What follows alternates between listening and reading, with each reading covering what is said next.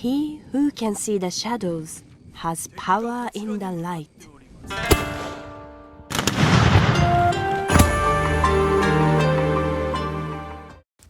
Minasan konnichiwa, this is Matt Okahara from the Matsumoto Castle Gun Corps, and today we're going to look at law enforcement in samurai Japan. Having served a number of years in law enforcement myself, this is a subject that I'm actually genuinely interested in. And just for a little bit of clarification, we shall be looking at law enforcement after unification had been achieved. Broadly speaking, policing the population fell into two categories: policing the samurai and policing the commoners. As two distinct parts of the same population, there were different procedures for those who fell foul of the law. At the top of society were the samurai. They were for the most part a military caste of noble lineage. Being fully integrated into a feudal system, any indiscretions and any illegal activity would need to be justified. This meant that law enforcement for the samurai caste was generally kept in-house. The samurai lord, known as daimyo, or his appointed staff, would gather information about the alleged offence or indiscretion, and then once the investigation had been completed, they would deal with it as they saw fit. The Japanese feudal system also allowed for the appointment of magistrates. These samurai themselves were often investigators as well as judges. Known as the metsuke, these samurai were at the top of the organised justice system. Owing to the amount of responsibility and power that they had, they were often drawn from powerful families. But they didn't work independently or alone. Assistant magistrates, known as yoriki, along with patrolling samurai, known as doshin, made up the criminal justice system.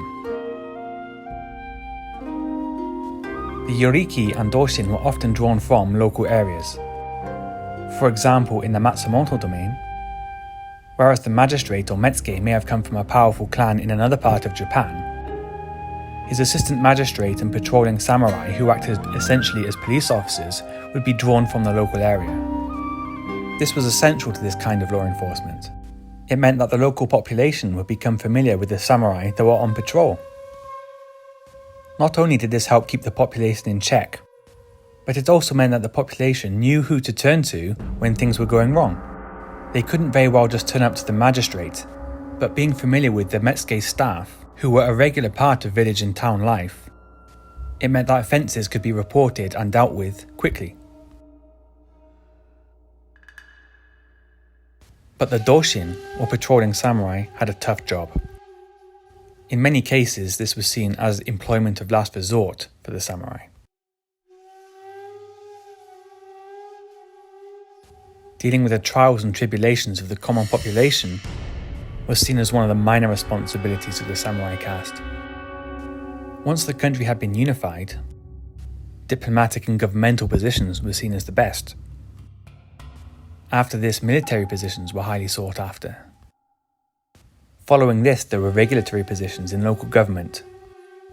And finally, there were the doshin. Essentially, they were the beat cops of samurai Japan. But that being said, they were a member of the samurai caste and wore two swords.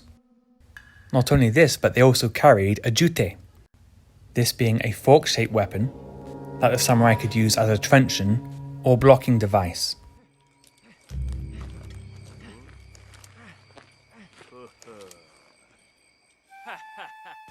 The metsuke, yoriki and doshin, however, were not just law enforcement officers. The samurai were the ruling class of Japan, and as such they were not only responsible for the good order and conduct of the population, but also the protection of the population. And whilst afforded many privileges, they were also burdened with many responsibilities. A samurai had to keep his own affairs in order. For example, a samurai with many tenants, whilst maintaining law in the local town, could also be expected to provide arms and training for the peasants and workers that lived in his own holdings.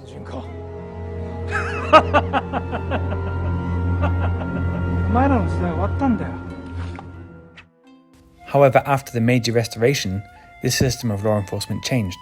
new politics and new ideas created a professional police force. So that is law enforcement in samurai Japan.